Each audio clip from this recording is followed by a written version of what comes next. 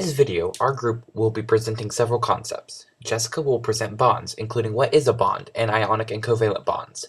David will present Lewis structures, including what is a Lewis structure. Alec will present VSEPR, including what is a VSEPR and how to construct them.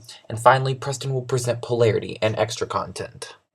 Now we're going to talk about bonds. A bond is a force that holds atoms together and makes them function as a unit.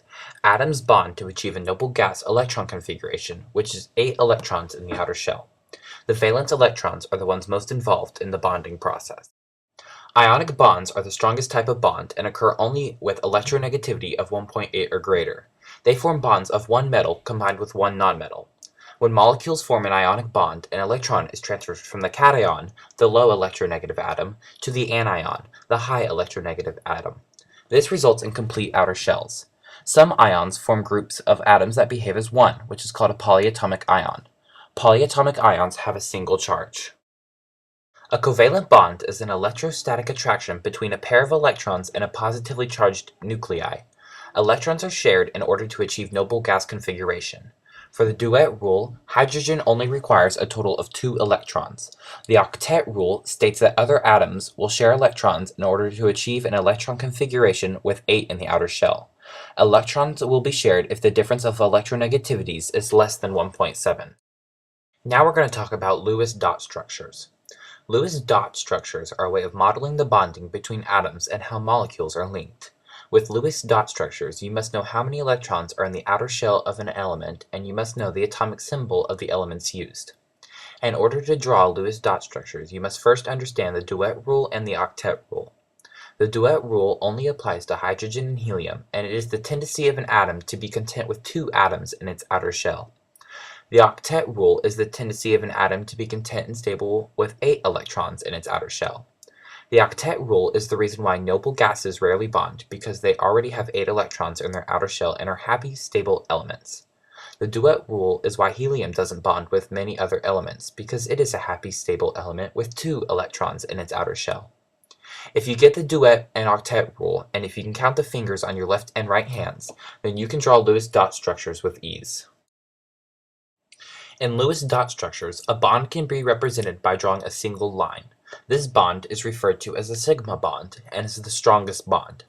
If a compound has a double bond, meaning 2 lines, then the first bond is considered the sigma bond, and the next bond is considered the pi bond.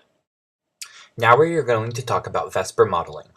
We know that single electrons attract other single electrons. However, when these electrons form lone pairs, they repel other lone pairs.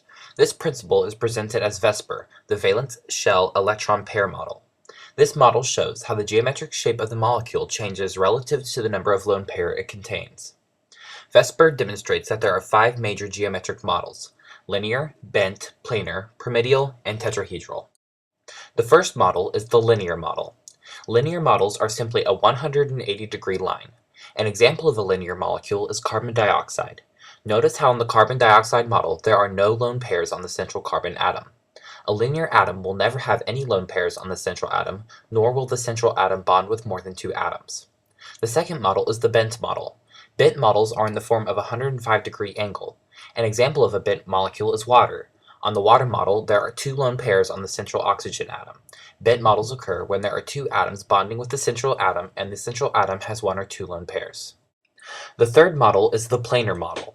Planar models are in the form of a 2-dimensional triangle with 3 120-degree angles. An example of a planar molecule is boron trihydride. The central atom in the boron trihydride model has no lone pairs. Planar models only occur when the central atom bonds with 3 other atoms and has no lone pairs. The fourth model is the pyramidal model. Pyramidal models are in the form of a pyramid and will have an angle measure of 107 degrees. An example of a pyramidal model is ammonia.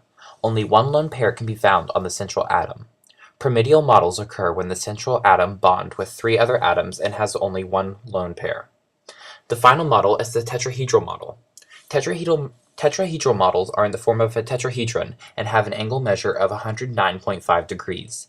An example of a tetrahedral model is methane. There are no lone pairs on the central atom because the atom is bonded to other atoms in all 4 locations. A tetrahedral model is found when the central atom bonds with 4 atoms. Finally, we're going to talk about polarity. To be polar, 2 bonded atoms should have electronegativities greater than 0.5. This periodic table chart lists the electronegativities for each element. It is important to keep in mind that the greater the difference in electronegativity, the greater the polarity. Here are some examples. CH4 has electronegativity of 0.4, therefore it has a van der Waals force. H2O, or water, has a 1.4 electronegativity, therefore it forms a covalent bond. There are 5 classifications of bonds based on each of the individual polarities. An ionic bond is the strongest bond with an electronegativity of 1.8 or greater. An example of this is salt, or NaCl. A covalent bond is the next highest with electronegativity levels between 0.5 and 1.7.